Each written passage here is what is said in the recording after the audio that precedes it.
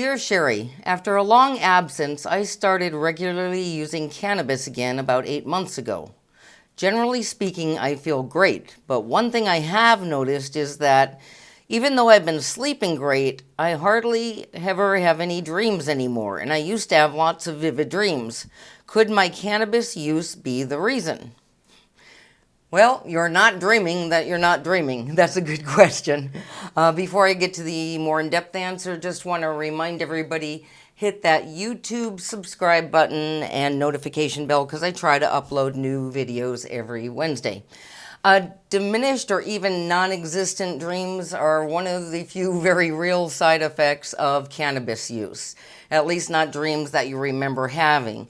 And the heavier your use, the more you're likely to notice that. We go through 4 stages of sleep at night. A very light stage, a little bit deeper, a little deeper, and then what's known as REM or rapid eye movement sleep. And that's where dreams occur. And it's thought that most people, give or take, spend about 2 hours a night in rapid eye movement sleep. There are some studies that have shown that THC can interfere with REM sleep to some degree or another. It's important to note, though, that these are very early studies and not on a lot of subjects.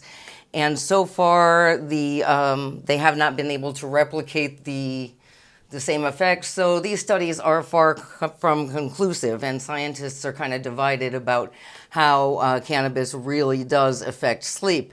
This kind of becomes a dilemma, though, because a lot of people use cannabis to help them sleep.